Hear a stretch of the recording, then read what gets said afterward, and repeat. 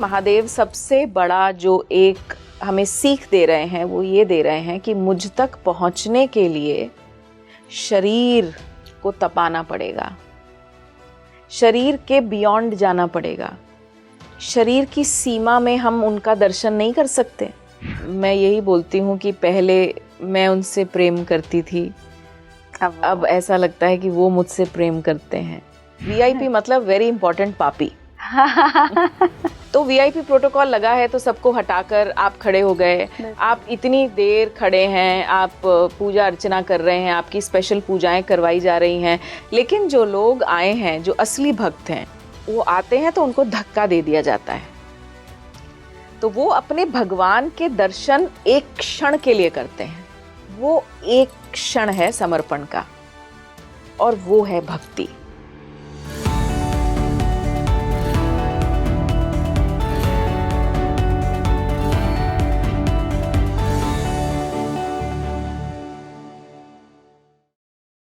शिव के कैलाश पर आज का पॉडकास्ट होने वाला है और आज हम बात करेंगे कि क्या वाकई शिव और पार्वती कैलाश पर रहते हैं।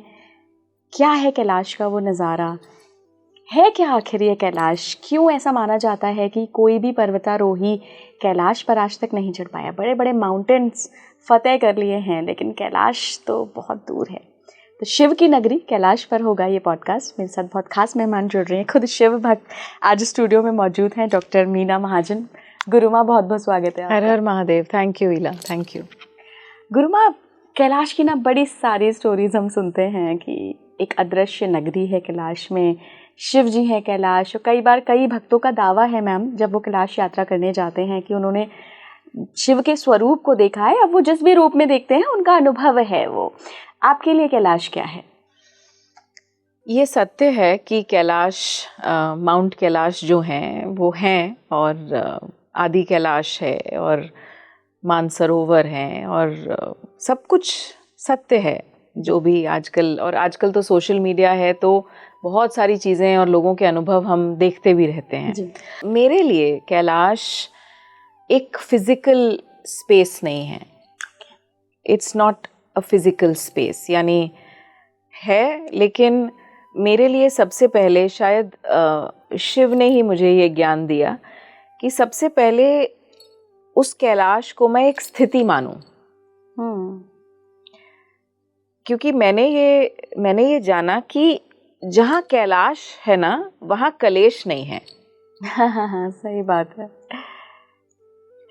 इसीलिए सबसे पहले मेरे हिसाब से कैलाश मेरे मन की स्थिति है, मेरे अंतःकरण की स्थिति है कैलाश, जहाँ पर कोई कलेश नहीं है। और अब अगर आप इसको कैलाश की कहानियाँ या प्रसंग से जोड़ते हो तो आपको समझ में आएगा कि कैलाश को सबसे पहले एक नॉन फिजिकल में उतारना, एक ऊर्जा में उतारना बहुत ज़रूरी है। कैसे? देखिए, आज साधन है, जा सकते हो आप। आजकल तो हेलीकॉप्टर भी जा रहे हैं, आपको कैलाश के आसपास का एक राउंड दे देते हैं। बट क्या वाकई वो दर्शन है? क्या वाकई उसको कैलाश पे जाना बोलेंगे? अगर आपके मन में कलेश है और आप किसी तरह साधन है, आपके पास वीआईपी प्रोटोकॉल है, या आपके पास जो भी है सुख सुविधाएं हैं, आप हेलीकॉप्टर से, प्लेन से आप पहुंच गए, क्या वाकई आप उसको कैलाश पर जाना बोल सकते हो? नहीं। मेरे हिसाब से कैलाश आपके मन की स्थिति होनी चाहिए। सबसे पहले आपको समझ आना चाहिए कि वो कैलाश फिजिकल फॉर्म में कैसा होगा। पर मैम, हम ये भी तो सुनते हैं ना कि ऐसे डिवाइन प्लेसेस पे जाकर मन की स्थिति भी बदल जाती है। मुझे लगता है कि आपको कैलाश की हम सिर्फ बात कर रहे हैं, हम किसी साधारण मंदिर की बात नहीं कर रहे हैं जहां आप बोल सकते हो कि हाँ, मेरा बुलावा आ गया तो मैं जा रहा हूँ। मैं अपने अनुभव की बात कर रही हूँ। मुझे वो असीम शांति और वो कैलाश की स्थिति का अनुभव हुआ है, तो मैं आपसे वो साझा कर रही हूँ। कैलाश में कोई कलेश नहीं है। तो सबसे पहले तो अगर आपको उसका अनुभव करना है, अगर आपको ये जानना भी है कि कैलाश कैसा दिखता होगा, हो सकता है आप इस जन्म में ना जा पाएं, क्योंकि कोई पहुंच ही नहीं पा रहा है वहां तक। लोग कहते हैं कि वहाँ पे कुछ टाइमलाइंस तेज़ हो जाती हैं, नाखून बड़े हो जाते हैं, या कुछ अजीब से अदृश्य चीज़ें दिखती हैं, लोग डर जाते हैं, वापस आ जाते हैं। कई बाहर के देशों के पर्वतारोही भी जाने की उन्होंने कोशिश करी, नहीं जा पा रहे हैं। इसको समझने की भी तो ज़रूरत है। आप क्यों नहीं जा पा रहे हो वहाँ तक? अब अगर आप, या तो आप इस गिल्ट में रहें कि आप इस जन्म में सबसे बड़े शिव भक्त हैं और आप फिजिकली कैलाश पर नहीं जा पा रहे, या फिर आप उस कैलाश का निर्माण सबसे पहले अपने अंदर करना शुरू करिए। मैंने क्या किया, मैं आपको वो बता रही हूँ। कैलाश को सबसे पहले अपने अंदर लेकर आइए, कैलाश की स्थिति को अपने अंदर लेकर आइए, जहाँ पर कोई कलेश नहीं है। अब आप क्या बोलते हो, वहाँ पर सब लोग मिलजुल के रहते हैं। वहाँ पर जो प्राकृतिक रूप से दुश्मन हैं वो भी कैलाश पर साथ में रहते हैं। तो पहले आप ये स्थिति अपने अंदर लेकर आइए। पहले आप अपने आसपास जो भी है उसको एक्सेप्ट करिए। यहाँ तो आजकल घर में ही कितना कलेश होता है, क्योंकि हम अलग हैं। आजकल पति पत्नी भी बोलते हैं भाई हम साथ में नहीं रह सकते क्योंकि हम अलग हैं। तो क्या महादेव और माँ पार्वती एक जैसे थे? लेकिन वो साथ में रहे। उन्होंने जन्मों जन्म उनको पाने के लिए कितनी तपस्या की। बिल्कुल। आई थिंक जब तक हम ये नहीं समझेंगे कि उसके गुण हमारे अंदर आने चाहिए, उसकी स्थिति हमें फील होनी चाहिए, हमें अपने आसपास समाज में ये शांति चाहिए, हमें कलेश नहीं चाहिए अपने घर में, तो एक समय ऐसा आएगा कि आपको आपके घर में ही कैलाश दिखेगा। आपको लगेगा कि आपका घर ही कैलाश है, घर में ही सब लोग इतने प्यार से रह रहे हैं। सो प्राकृतिक रूप से कोई भी आपको ऐसा नहीं लगेगा आपसे अलग है या दुश्मन है आपका, उसको खा लो, उसका खसोट लो, उसको चीट कर दो। बिल्कुल नहीं। कैलाश पर सब बिल्कुल शांति। यहाँ तक कि आप उनके गण देखो, जिनको हम कहते हैं अरे ये डरावने हैं, ये भूत हैं, ये प्रेत हैं, वो तक कैलाश पर हैं। Acceptance, embracing everyone, that is called Kailash. जहाँ पर एकदम सम है, सब समभाव है, वहाँ पर जी शांति है, वो है कैलाश। तो मुझे ऐसा लगा कि शायद मैं एलिजिबल ही तब होंगी वहाँ के लिए जब मैं पहले उस स्थिति को अपने अंदर उतारूंगी। किन्नर कैलाश के बारे में थोड़ी सी बात करते हैं। लोग कहते हैं कि अगर कैलाश यात्रा नहीं कर पा रहे हो तो किन्नर कैलाश के दर्शन कर लो। किन्नर कैलाश, कैलाश ये क्या अलग अलग हैं? अलग अलग स्थान है। देखिए महादेव ने अपने स्वरूप को अलग अलग बहुत सारी जगह जो है, जो 12 ज्योतिर्लिंग भी हैं। इसके अलावा भी आप देखिए, अभी मैं रिसेंटली वृंदावन के गोपेश्वर शिवलिंग जो हैं, जहाँ पर महादेव स्वयं गोपी स्वरूप में हैं। किन्नर कैलाश भी आप देखिए चोटी पर हैं बिल्कुल, और वहाँ लोग लिटरली इतनी छोटी सी स्पेस से और रेंग कर और इतने ध्यान से जाते हैं। महादेव जहाँ जहाँ है ना, वहाँ वहाँ कुछ कठिनाई का सामना करके आपको जाना पड़ता है। It's not easy and that is the message. तो जहाँ जहाँ भी आप जाते हो ना, महादेव के दर्शन, केदारनाथ की यात्रा, पद यात्रा, अब आजकल लोग पद यात्रा नहीं कर रहे, हेलीकॉप्टर्स पर जा रहे हैं। अब पदयात्रा करने वाले का पुण्य और हेलीकॉप्टर से जाने वाले के पुण्य में कुछ तो डिफरेंस होगा। तो महादेव अलग अलग स्वरूपों में अलग अलग जगह विराजमान हैं, और उन तक पहुंचने के लिए हमें कुछ कठिनाइयां झेलनी पड़ती हैं। और वो उन तक पहुंचने के पहले की जो कठिनाइयां हैं ना, जो जर्नी है, I always say journey is more important then the destination. बिल्कुल। जब चावल पक रहे होते हैं ना, तो उनकी खुशबू बहुत अच्छी आती है, लेकिन जब पक जाते हैं फिर उनकी खुशबू खत्म हो जाती है। तो ये जो उन तक पहुंचने का जो एक रोमांच है, जो आपका जो हृदय में कुछ स्पंदन होता है, जो आपको लग रहा है अभी बस पहुंचने वाले हैं, अभी 2 किलोमीटर रह गए बस अभी, और बस कुछ कदम, चलो खींचो, अपने शरीर को खींचो। पानी नहीं है, खाना नहीं है।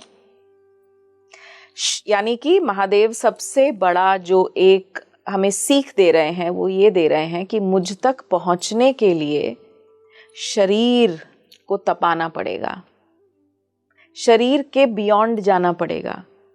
शरीर की सीमा में हम उनका दर्शन नहीं कर सकते,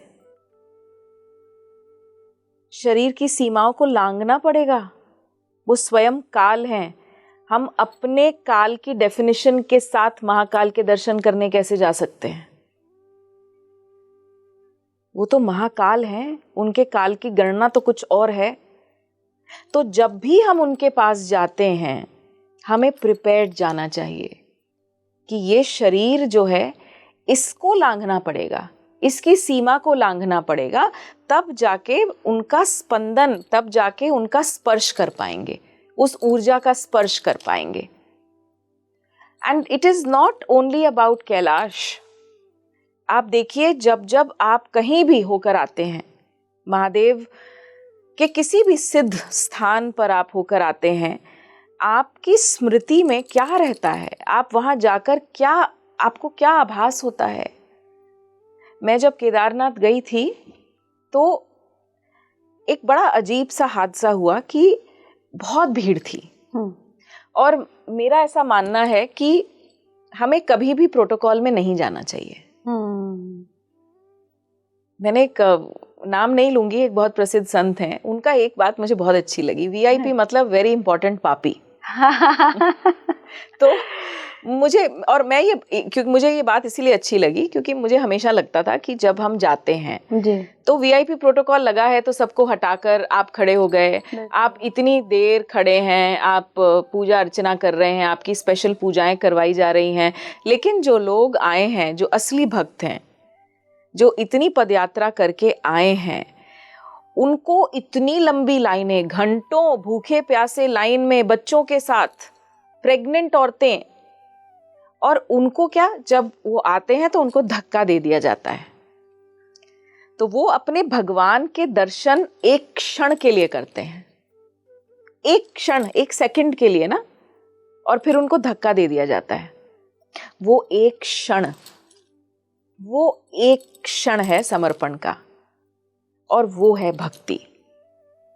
तो जब मैं केदारनाथ गई तो, और बहुत अजीब तरह बुलावा आया मेरे, कहीं ना कहीं कुछ ऐसे, जैसे शगुन शास्त्र में होता है, स्वप्न शास्त्र होता है, उसमें कहीं ना कहीं कुछ ऐसा बर्फीला कुछ कुछ दिखाई दे रहा था। तो मुझे समझ में नहीं आया, लेकिन मुझे लगा कि हाँ, अब तो कुछ तो ये करेंगे, तो तुरंत केदारनाथ का कार्यक्रम बना।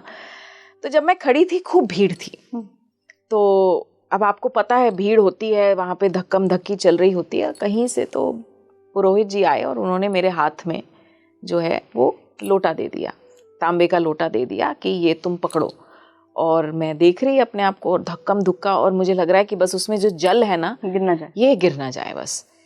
और इतनी भीड़, इतनी भीड़, और वो खड़े हुए हैं और वो मुझे देख रहे हैं, और मुझे नहीं पता उन्होंने मुझे क्यों दिया, बिल्कुल नहीं पता। मैं अंदर गई, उन्होंने जल चढ़वाया, स्पर्श करवाया, और मेरा एक रुद्राक्ष वहीं पर छूट गया।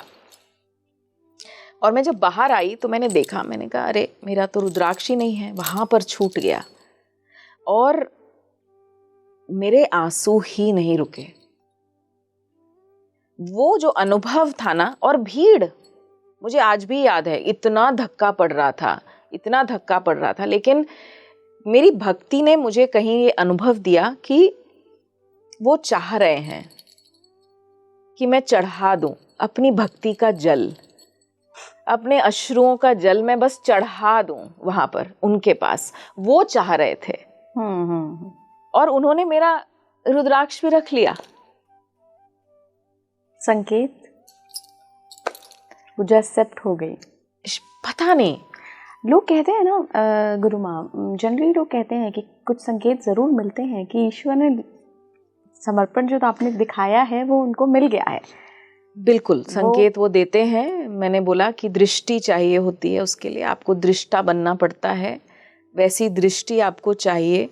वो बहुत संकेत देते हैं, वो आपको बताते हैं कि आप उनके प्रेम के पात्र हो।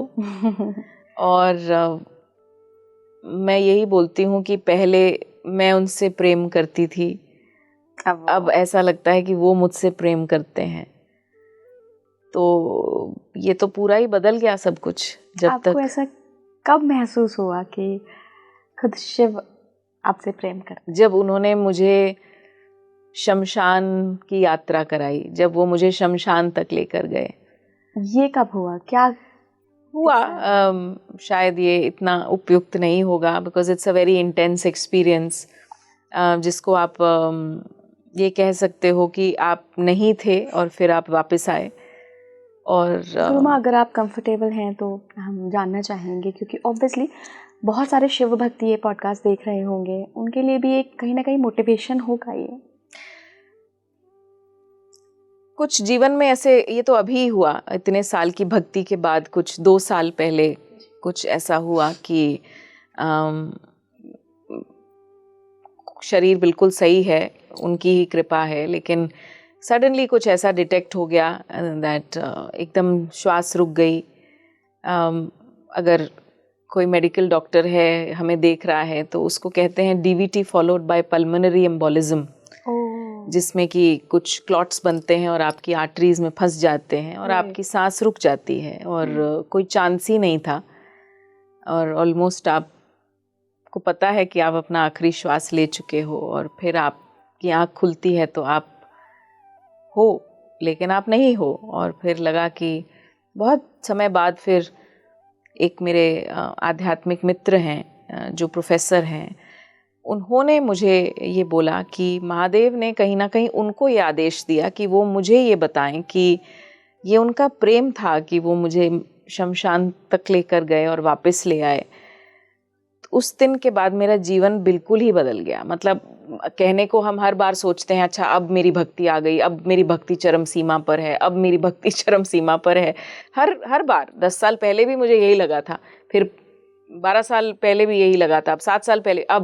अब ना जीवन बदल गया है बिल्कुल इस वाली इंसिडेंट के बाद। बिकॉज मुझे लगा, और तब नहीं लगा मुझे, मेरे को तो तब तक ये लगा कि ये क्या हुआ है मेरे साथ, क्योंकि वो जो आखिरी श्वास होती है, आप मानिए मेरी बात, कि वो आखिरी श्वास बहुत मुश्किल से निकलती है, बहुत तकलीफ देती है वो आखिरी श्वास। It's not easy.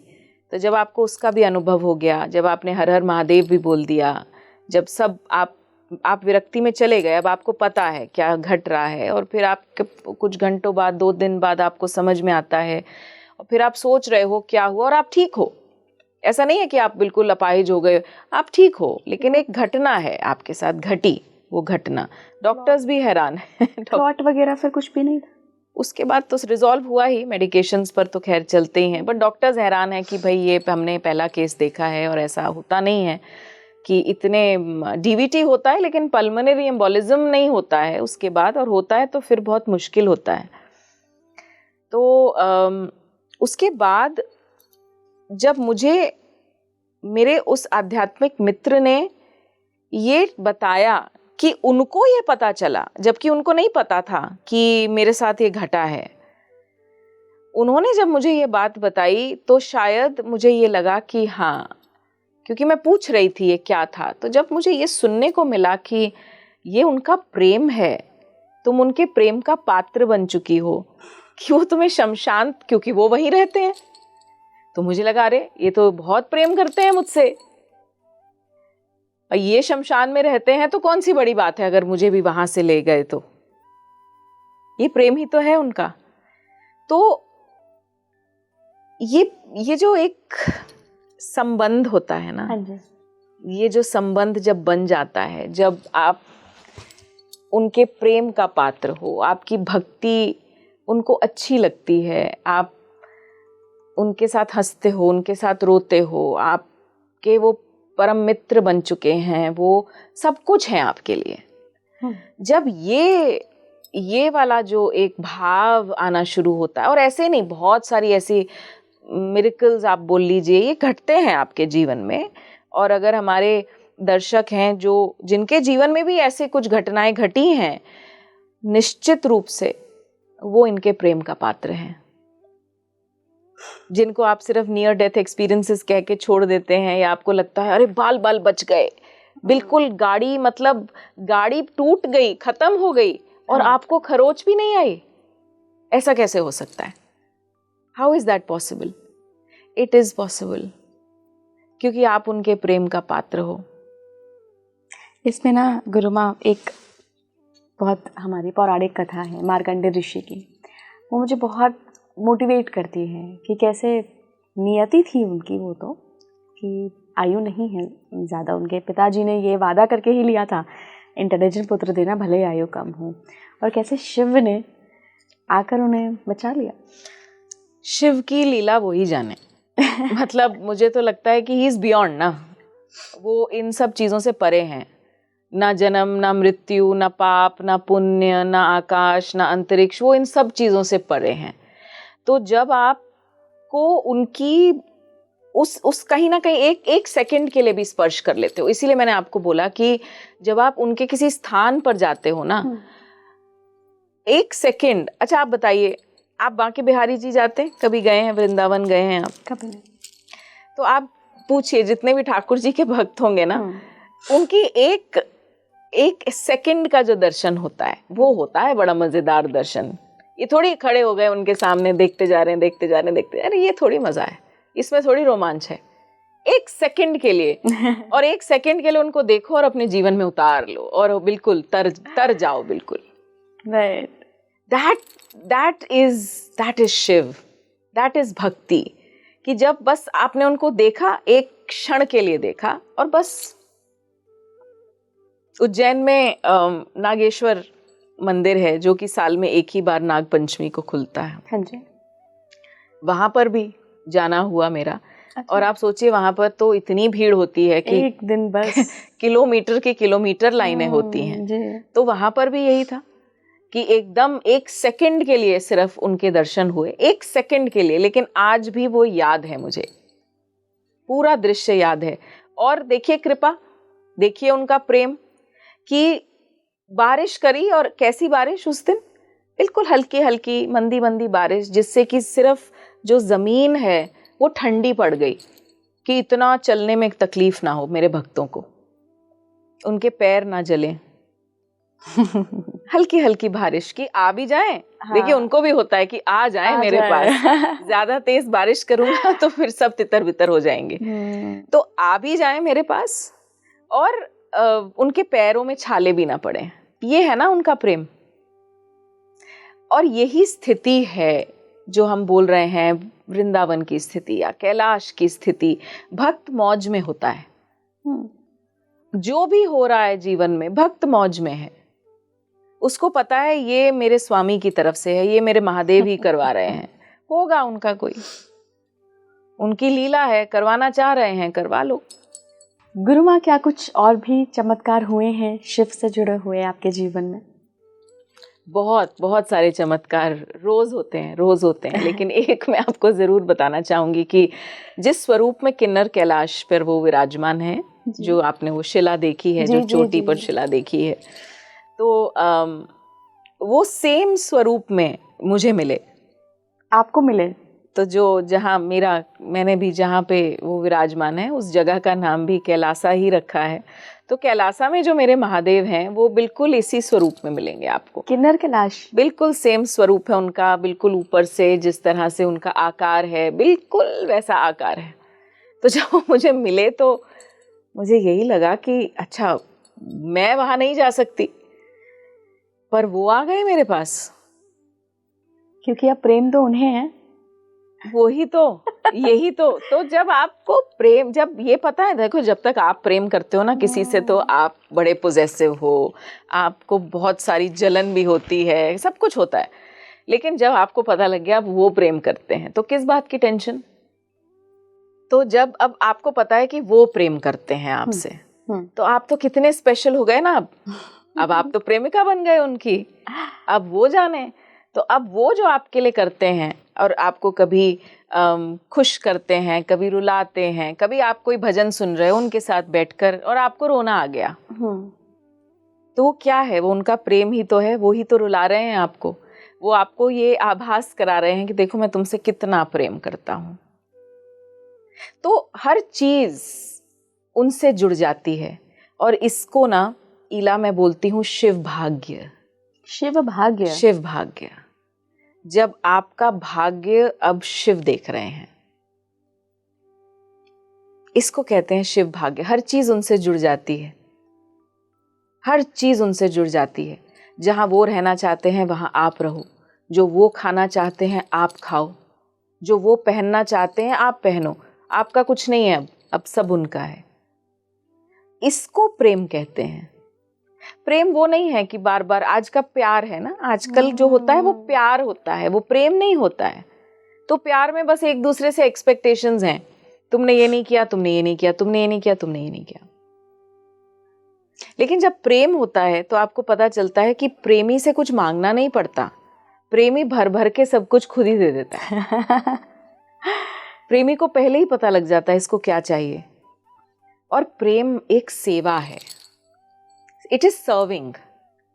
आप आज अपने बच्चे से प्रेम करते हो ना, पर आप ये भी मानते हो ना कि आप एक माँ के रूप में उसकी सेवा कर रही हो। बिल्कुल। और माँ और बच्चे के प्रेम से बड़ा तो कोई उदाहरण नहीं हो सकता।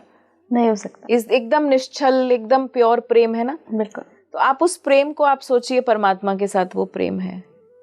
क्या एक्सपेक्टेशन है? आज आप सोचते हो कि आपका 8 महीने का बच्चा आपके लिए 8 साल का होके या 80 साल का होके क्या करेगा? नहीं सोच रही ना। सेवा है ना, समर्पण है। यही समर्पण, यही प्रेम जब परमात्मा के साथ हो जाता है, जब शिव के साथ हो जाता है, तो आप सोचिए जीवन कैसा होगा आपका। तब भाग्य है ये आपके। अच्छा, शिव अगर आपके इष्ट हैं या आपकी नियति में लिखा है शिवमय हो जाना, तो वो बुला लेते हैं क्या? क्या कुछ सिम्टम्स दे देते हैं? हाँ, बिल्कुल, वो बिल्कुल बुला लेते हैं, वो बिल्कुल बुला लेते हैं। कई बार मैंने, जैसे जो कृष्ण भक्त होते हैं, जो वैष्णव संप्रदाय के होते हैं, और वो भी शिव भजन गाते हैं। कई बार ये सवाल आता है कि हम इस संप्रदाय के हैं, या कई बार संतों से भी ये सवाल पूछा जाता है कि हम कृष्ण को मानते हैं लेकिन शिव भी हमें बहुत अच्छे लगते हैं, तो क्या करा जाए? या शिव को मानते हैं लेकिन कृष्ण की लीला सुनने में बड़ा मजा आता है, वृंदावन और गोवर्धन की जो यात्रा है, परिक्रमा, बड़ा मन करता है करें। तो मैं बोलती हूँ करो। तो कुछ गलत तो नहीं हो? मैं कहा गलत क्यों होगा? अब आपके नेत्र हैं, मोतिया थोड़ी आ गया है आपकी आंखों में कि आपको 2-2 दिख रहे हैं, सब एक है। शिव से बड़ा कोई हरि भक्त नहीं, और हरि से बड़ा कोई शिव भक्त नहीं। बिल्कुल, सब एक है, सब में मौज लो। लेकिन है कि क्या आपको प्रेम का आभास हो रहा है, क्या आपको भक्ति का रस आ रहा है, दैट इज मोर इम्पोर्टेंट।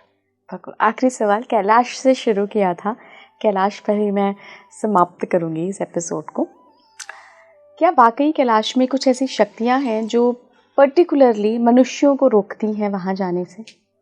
हाँ जी, ये है, ज़रूर है ये। और इस पे मैंने बहुत विचार किया, बहुत शोधन भी किया, पढ़ा भी, सुना भी। मेरा इसका एक अपना एक इंटरप्रिटेशन है।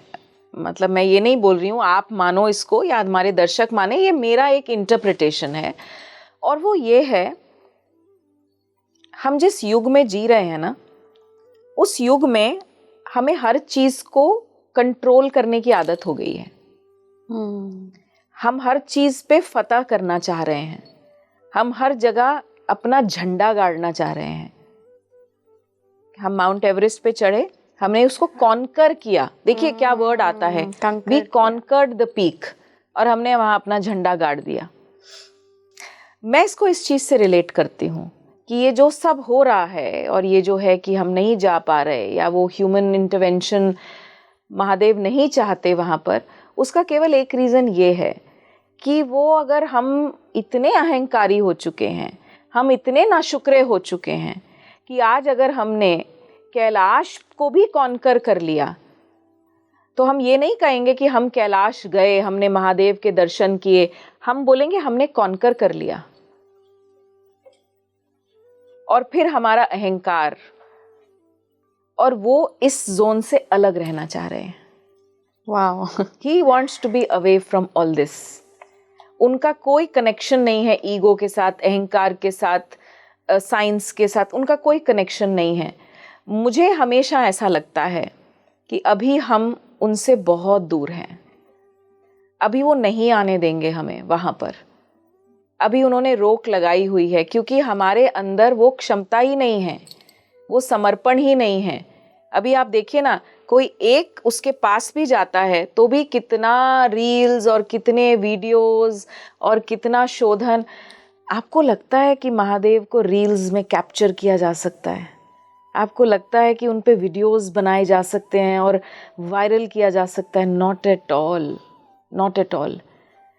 वहाँ पर करप्शन जा ही नहीं सकती जब तक हम सब इतने प्योर नहीं हो जाएंगे, तब तक हम कैलाश पर पैर नहीं रख पाएंगे।